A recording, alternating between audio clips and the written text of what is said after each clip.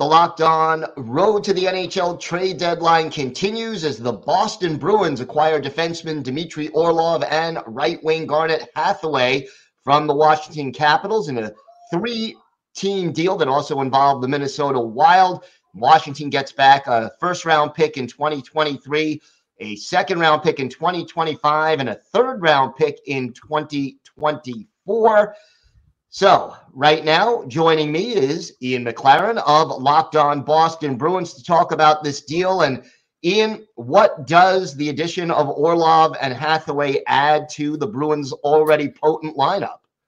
Yeah, well, first of all, it adds some much-needed depth on the blue line. Going into the Stanley Cup playoffs, you can never have too many defensemen. We see year in and year out, those guys get so banged up, and you need, 6, 7, 8 good defensemen on your roster to get through that grind.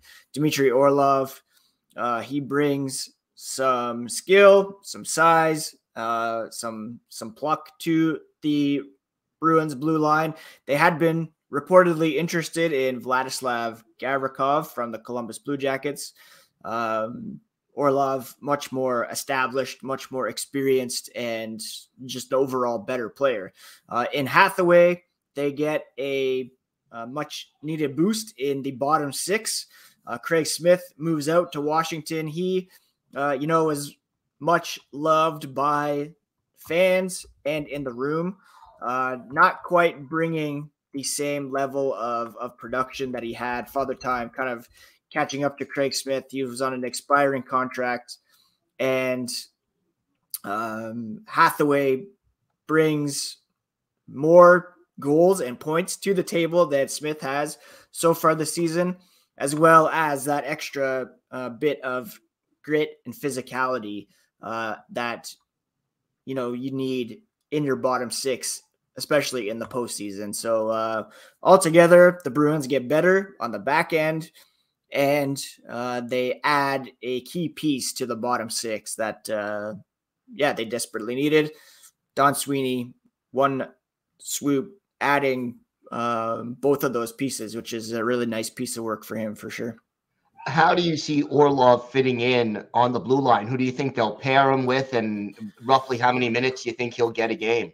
That's an interesting question, because the Bruins, like I said, they were in on Gavrikov reportedly. Right now, they have depth on the left side, which is where Orlov typically plays. I believe he's a left-hand shot.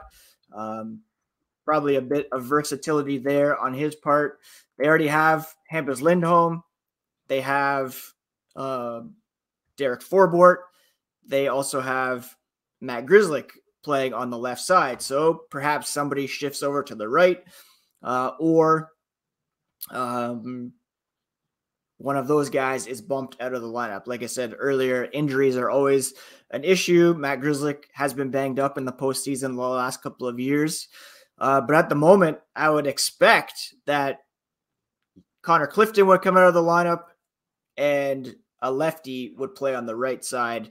Orlov, by all rights, should be a top six defenseman on any team in the NHL. And the Bruins, as good as they are no exception. He should be in their top six somewhere, probably, 18, maybe even 20 minutes a night, helping out